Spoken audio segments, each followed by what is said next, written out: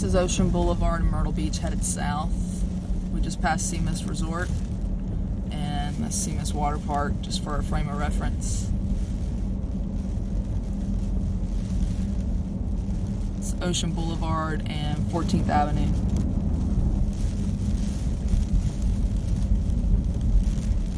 It's not really a whole lot of damage to speak of right now, but you know that changes pretty drastically, pretty quickly.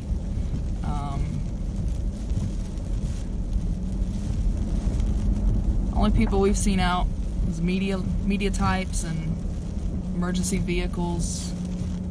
I have seen one or two people in t-shirts and shorts. Not sure what they're up to.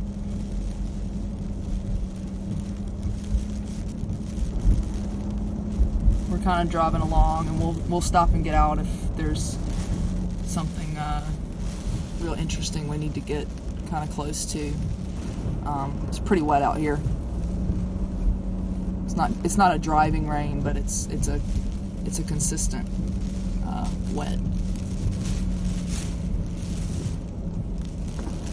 Somebody just commented the worst is yet to come, and I think that they are objectively accurate to say that.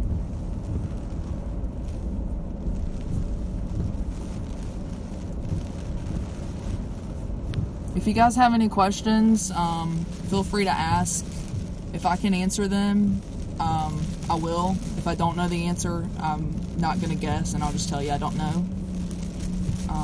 If I'm outside when you're asking the question, it may be hard for me to see it and hard to answer it, and then it kind of goes away after it's been on the screen for a few seconds. So I'll try to answer what I can. We've been in Myrtle Beach since midday Wednesday. That's right, somebody just said, so it's not there yet. Hurricane Florence has not yet hit the Grand Strand, which is Myrtle Beach, Garden City, those kind of places.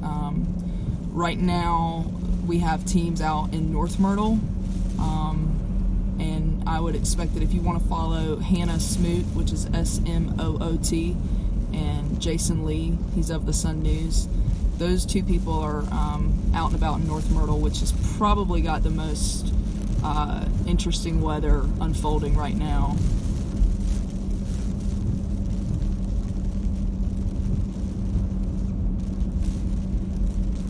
Sure thing.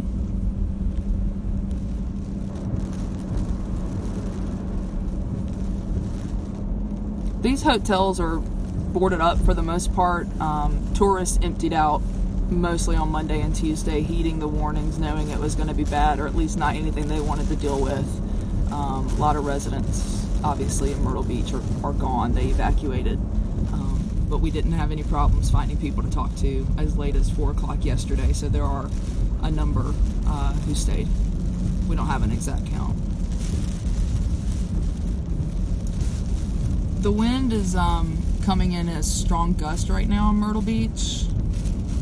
So we don't have any sustained tropical storm force winds right now. We don't have those in the Grand Strand area yet.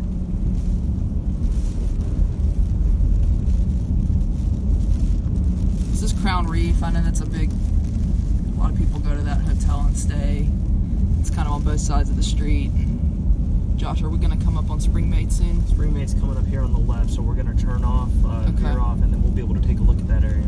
We're going to try to take a look at Springmaid. We know that Springmaid's pier got hit pretty hard in previous storms, and it's really not a pier anymore. At least not at its original length. So this is a spot that is vulnerable. And when we came by yesterday, the gates were up and it was closed down, so we're not sure how far we can get in, but take a look. That's the alarms are going off, similar to maybe like a fire alarm going off at the Hilton Springmaid area right now. And when we covered previous hurricanes, I'm not sure if it was Matthew or Irma, but we were out here for when Springmaid actually went down, and the fire alarms were going off at that time. So from my experience, that's completely normal. Okay. That's Josh Bell of the Myrtle Beach Sun News.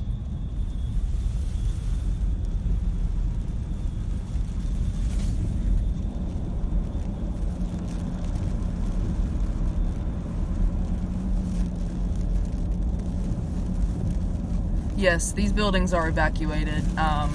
Mandatory evacuation, which is sometimes just referred to as an evacuation because no one comes and strips you out of your house, but evacuation orders from the governor's office of South Carolina, I think at least 48 hours ahead of the storm. Myrtle Beach businesses closed, the hotels for sure, small businesses